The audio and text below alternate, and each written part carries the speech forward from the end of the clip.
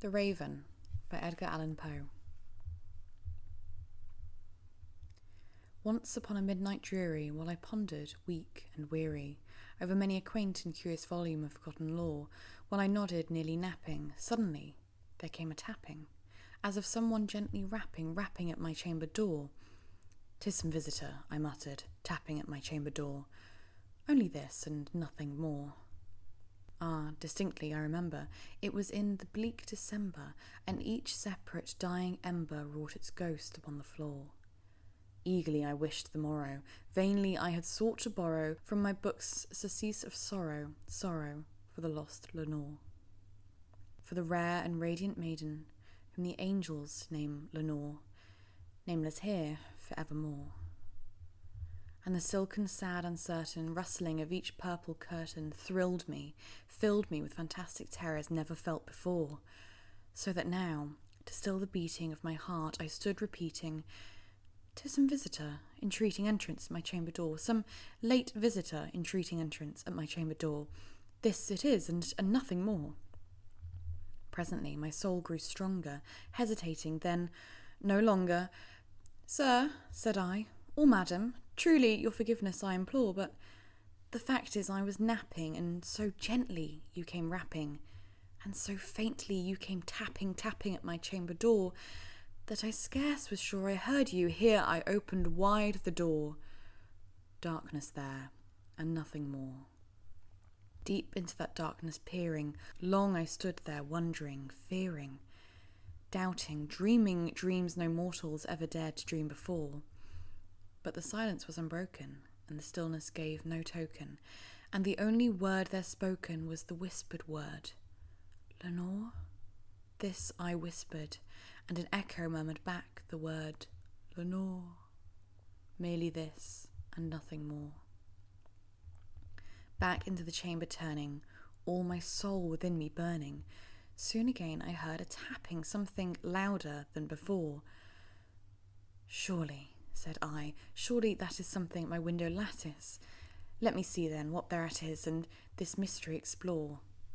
Let my heart be still a moment, and this mystery explore. 'Tis the wind, and nothing more."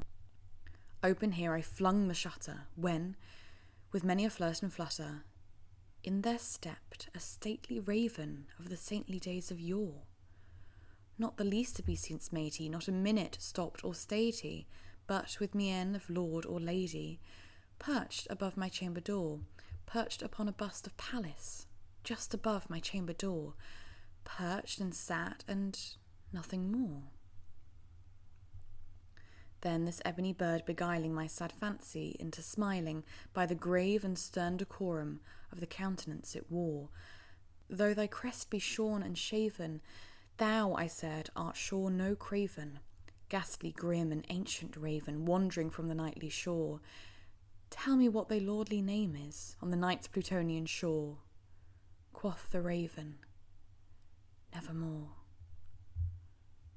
Much I marvelled this ungainly fowl to hear discourse so plainly, though its answer little meaning, little relevancy bore.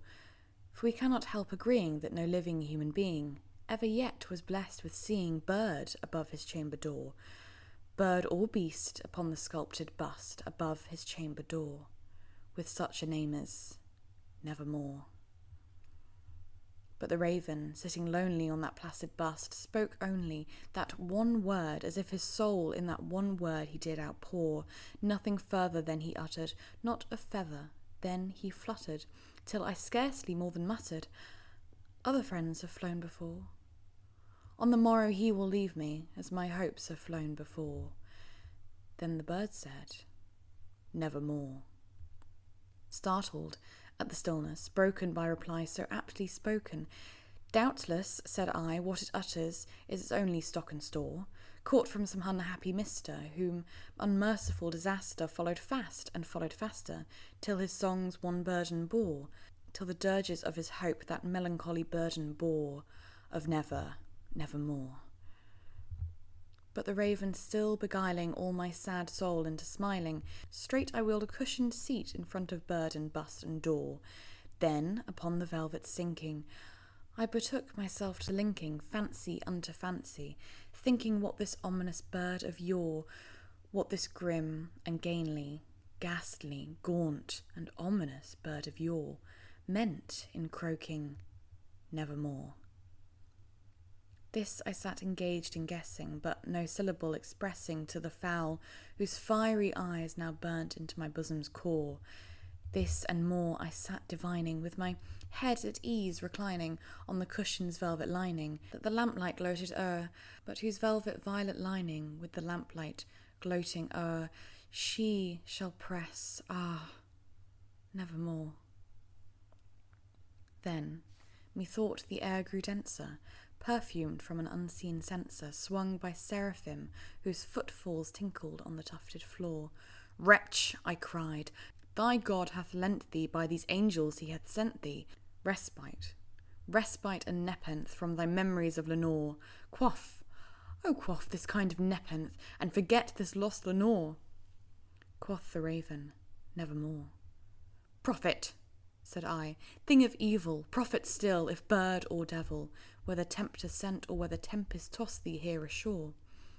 Desolate, yet all undaunted on this desert land enchanted, on this home by horror haunted, tell me truly, I implore, is there balm in Gilead? Tell me, I implore.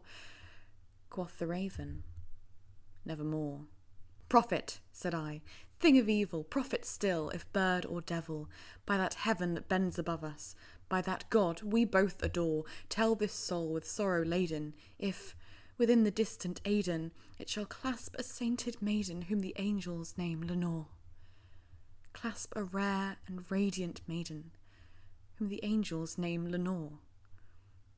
Quoth the raven, nevermore. Be that word our sign of parting, bird or fiend, I shrieked upstarting, get thee back into the tempest and the night's Plutonian shore. Leave no black plume as a token of that lie thy soul hath spoken. Leave my loneliness unbroken. Quit the bust above my door. Take thy beak from out my heart, and take thy form from off my door. Quoth the raven, nevermore.